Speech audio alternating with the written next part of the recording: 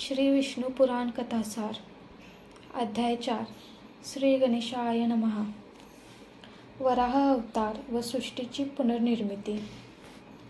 मैत्रेयाने विचारले की प्रभू, या वाराह कल्पात सृष्टीची निर्मिती कोणत्या क्रमाने झाली. तेव्हा पराशर मुनी सांगू लागले.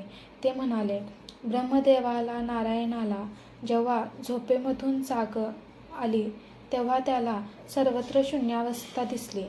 नार अर्थात पाणी आणि अयन म्हणजे निवासस्थान होय. म्हणूनच भगवंताला नारायण नार अनय असे म्हणतात. तोच या त्रैलोक्याचा आदी व अंत आहे. जागा होता क्षणी त्याला असे दिसले की जिकडे पाहावे तिकडे पाणीच पाणी आहे, पाण्याशिवाय काहीच नाही. मग त्याने ओळखले की पृथ्वी पाण्यात बुडालेली आहे. तेव्हा त्याने पूर्वी जसे मत्स्य कासव असे रूप घेतले होते तसे यावेळीही एका महावराहाचे रूप घेतले आणि त्या पाण्यात बुडवी मारली.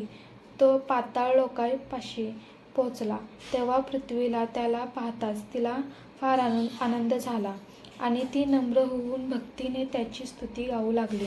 अनेक प्रकारे त्याची स्तुती करून शेवटी तिने आपला उद्धार करण्यासाठी त्याला वारंवार नमस्कार करून विनवी केले. मग त्या वराहाने सर्व आसमंताला दणाणून टाकणारी प्रचंड गर्जना केली आणि पृथ्वीला आपल्या मोठमोठ्या सुळ्यांवर उचलून घेऊन तो वेगाने पाण्यातून उसळी मारून पाण्यावर आला. त्याच्या त्या अतिप्रचंड वेगाने पाणी खळबळले व जनलोकांपर्यंत उसळले आणि तिथल्या सिद्ध महात्म्यांना त्या पाण्याने भिजवून काढले. तेव्हा त्या लोकांची फार धावपळ झाली. तरी तशाही परिस्थितीत ते महावराहाने शांत व्हावे म्हणून त्यांची स्तुती करू लागले. ती स्तुती ऐकून प्रसन्न झालेले वराह स्वरूपी नारायणाने पृथ्वी अलगदपणे पाण्यावर ठेवून दिली. एखाद्या जहाजासारखी ती पाण्यावर तरंगत राहिली. नंतर भगवंताने तिला समतल केली. पृथ्वीसारखे तिच्यावर पुन्हा पर्वत रचले. 7 बेटे द्वीपकल्प रचली. भूलोक, पृथ्वी, भुवरलोक, स्वर्गलोक व महरलोक असे एकाहून एक सूक्ष्म असे 4 लोक निर्माण केले. नंतर रजोगुणाच्या योगाने आपल्याच एका अंशाने 4 मुखांचे ब्रह्मदेवाचे रूप घेऊन संपूर्ण सृष्टीची पुन्हा उभारणी केली. हे सर्व करणारा तो नारायण फक्त प्रेरक आहे. प्रत्यक्ष कार्य घडते ते त्याच्या अगणित अशा शक्तींकडून असे समजून घ्या. अहो महाबुद्धिमान मैत्रेय महाराज, प्रत्येक वस्तूच्या निर्मितीमागे मुख्य गोष्ट कारण व हेतू या 2च असतात. बाकी सर्व घडामोडी या शक्तीकडून निसर्ग कर्मानुसार योग्य वेळी आपोआपच होत असतात. अध्याय 5 सूक्ष्म व स्थूल सृष्टीची उभारणी. त्यावर मैत्रेयांनी विनंती केली की त्यांना या सृष्टीची निर्मिती क्रमवार कशी होत गेली ते सर्व ऐकवायचे आहे, तरी ते सांगावे. पराशर बोलू लागले. आदिपुरुषाने या सृष्टीची रचना 9 सर्गात केलेली आहे. पहिल्या प्रथम सर्व तमोगुण प्रधान गोष्टी उत्पन्न केल्या. त्यात तम, मोह, महामोह, तमिश्र व अंधतमिश्र हे गुण निर्माण झाले. पुढे त्यांच्यातून वनस्पती, पर्वत वगैरे गोष्टी बनल्या, परंतु त्यांच्यात जाणीव फार अल्प प्रमाणात होती, त्यामुळे त्या सर्व अचल होत्या. असे पाहून मग त्याने आणखी एक सर्ग बनविला. त्या सर्गात त्रियक योनी अर्थात पशुपक्षी वगैरे जीव उत्पन्न झाले. तरीही त्यांच्यातही जाणीवेचा विकास मर्यादित होता. तेव्हा पुन्हा त्याने सात्विक सर्ग उत्पन्न केला. त्याचे नाव देवसर्ग आहे. त्यातील प्राणी भोगेच्छा असणारे असून त्यांच्या जाणीवेचा विकास बऱ्यापैकी होता, परंतु त्यांना कर्मस्वातंत्र्य नव्हते.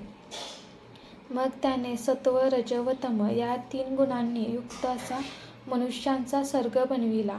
एवढ्यापर्यंत प्रारंभापासून 7 सर्ग झाले. ते असे: महतत्व, भूत सर्ग, पंच तन्मात्रा, प्राकृत, वैकारिक सर्ग, मुख्य सर्ग, विश्ववेली पर्वत, तृतीय पशुपक्षी, देवसर्ग व अवकी सर्ग, मानवजाती. याशिवाय 8वा अनुग्रह सर्ग, सत्वगुण आणि तमगुण प्रधान व 9वा कौमार सर्ग, प्राकृत आणि विकृत असे हे 9 प्रकारचे सर्ग आहेत. पराशर पुढे म्हणाले, सर्व जीव आपापल्या शुभाशुभ कर्मांनी जखडलेला असतात. प्रलयकाळी सर्व सृष्टी जरी लयाला गेली तरी कर्मसंस्कार उडतात. पुन्हा सृष्टी निर्माण होताना या संस्कारानुसार उत्पत्ती होत जाते. ही त्या ब्रह्मदेवाची संकल्पसृष्टी आहे. पुढे त्याने स्वतःच्या शरीरातून विविध निर्मिती केली. ती अशी: मांड्यांपासून राक्षस, मुखापासून देव, पाठीतून पितर, रजोगुणापासून मानव, रजोगुणातून भूक, कामेच्छा आणि यक्ष व राक्षस, मस्तकावरील केसांपासून सर्प, मधुर आवाजापासून गंधर्व आणि छातीपासून जनावरे उत्पन्न केली. अंगावरच्या रोमावलीतून वनस्पती उत्पन्न केल्या. पुढे आपल्या 4 मुखांतून अनुक्रमाने गायत्री व ऋग्वेद, यजुर्वेद, सामवेद व अथर्ववेद यांना प्रकट केले. मैत्रेय मुनी, अशा तऱ्हेने ब्रह्मदेवाने स्वतःच्या शरीरापासून 4 खाणी व 4 वाणींनी युक्त अशी ही चराचर सृष्टी या कल्पांच्या आरंभी निर्माण केली. या सर्वांना आधार पूर्वीच्या कल्पांमधील कर्मांच्या पूर्वसंस्कारांचा असतो. त्यानुसार प्रत्येक जीवाची प्रवृत्ती घडत असते. त्यात हिंसा, अहिंसा, प्रेम, द्वेष, मृदुता, कठोरता, धर्म, अधर्म, सत्य, मिथ्या अशा गोष्टींकडे त्या जीवाची स्वाभाविक ओढ असते. अशा प्रकारे भेदाभेदयुक्त जग व त्यांचे व्यवहार यांनी निर्मित भगवंताने त्यांच्या नामरूपासह कल्पाच्या सुरुवातीलाच निश्चित केलेली आहे. अशा प्रकारे हे जग वारंवार निर्माण होत जात असते, असे ध्यानी घ्या. जय श्री कृष्ण.